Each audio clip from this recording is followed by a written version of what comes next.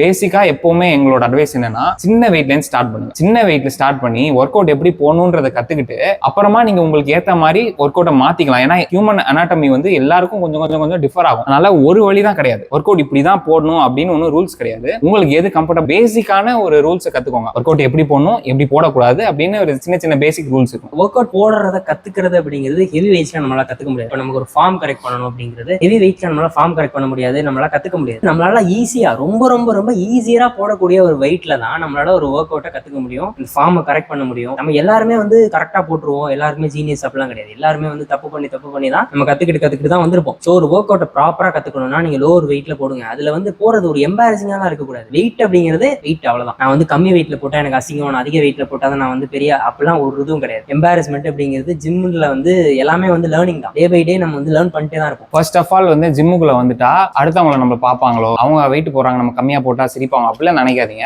எல்லாருமே அவங்க பாடியை டெவலப் பண்றதுக்கும் ஒரு செல்ஃப் இம்ப்ரூவ்மெண்ட்டுக்காக வராங்க. அதனால அவங்களோட பிசினஸ் தான் மைண்ட் பண்ணிட்டு இருப்பாங்க. நீங்க வந்து யார்கிட்டயாவது டவுட் கேட்கணும்னு நினைச்சுன்னா கேளுங்க, இல்ல ட்ரைனர்ஸ் இருப்பாங்க அவங்கள கேளுங்க. ஒர்க் அவுட் பண்றதுக்கு பேசிக்ல இருந்து ஆரம்பிக்கிறதுக்கு கவலைப்படாதீங்க. ஏன்னா பேசிக்ல இருந்து ஆரம்பிச்சீங்கன்னா தான் உங்களால ப்ராப்பரா ஒரு பிசிக்ன்றத பில்ட் பண்ண முடியும். அது வந்து பேலன்ஸ் தான். நீங்க எடுத்தோடனே ஸ்ட்ரென்த் கெயின் ஆகும். அதுவும் நீ சின்ன வயசுல டீனேஜ்ல இருக்கும்போது ஹெவியா போட்டு பழகுறனா ஈஸியா ஸ்ட்ரென்த் கெயின் ஆகும். ஆனா மசில் ஹைப்பர்ட்ரோஃபி அப்படின்றது டோட்டலி டிஃபரெண்ட். ஹெவி வெயிட் போட்டு அடிக்காமே நீ மசில் பில்ட் பண்ணலாம். அதை கத்துக்கோங்க. பேசிக்கான சின்ன சின்ன ரூல்ஸை கத்துக்கிட்டு எப்படி கம்மி வெயிட்ல இருந்து ப்ராக்ரஸ் பண்ணும் அப்படின்றத பாத்துக்கோங்க.